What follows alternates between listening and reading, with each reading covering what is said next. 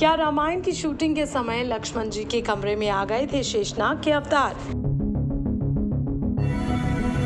आखिर आज तक सुनील लहरी क्यों नहीं भूले शूटिंग के समय उस कोबरा नाग के आने की घटना?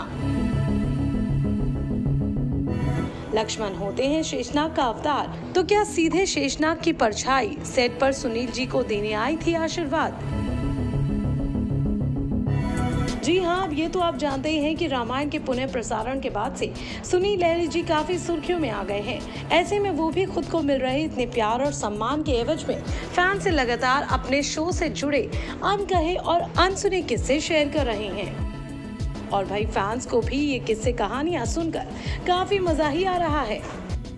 लेकिन अब हाल ही में सुनील जी ने रामायण के सेट से जुड़ा एक ऐसा अनसुना किस्सा शेयर किया जिसे सुनकर उनके फैंस के रोहे सिहर उठे।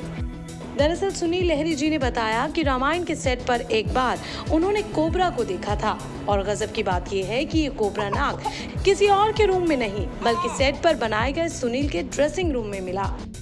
बॉलीवुड हंगामा को दिए इंटरव्यू में सुनील लहरी जी ने बताया, कहा जाता है कि लक्ष्मण शेषनाग का अवतार है और आप विश्वास नहीं करेंगे कि मेरे कमरे के वॉशरूम में एक बहुत बड़ा सांप दिखा था। वो छोटा नहीं, वो आराम से 8 फीट लंबा सांप था।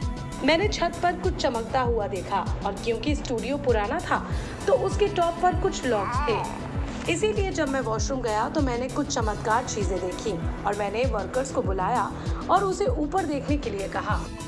सुनील जी ने आगे बताया, जब वर्कर्स ने उसे देखा तो उन्होंने मुझे बताया कि ऊपर सांप है, तो मैंने जब इससे इनकार किया तो उसने छड़ी में कपड़ा बांधकर और आग जलाकर ऊपर दिखाया। अब गर्मी से सांप नीचे गिर गया था। वो सच में बहुत बड़ा सांप था। बाद में वर्कर्स ने मुझे बताया कि वो कोबरा था। लोगों ने बाद में मुझे ये कहा कि अब आपको लक्ष्मण के कमरे में सांप नहीं मिलेगा तो कहाँ मिलेगा। तो सुना आपने, कितना इंटरेस्टिंग किस्सा है ये। अब ये बात फैंस को इसलिए भी काफी इंटरेस्टिंग लग रही है क्योंकि लक्ष्मण को विष्णु भगवान के शेषनाग का ही अवतार माना जाता है। ऐसे में शेषनाग के अवतार कोबरा का यूं लक्ष्मण के कमरे में आना हैरान तो करता ही है।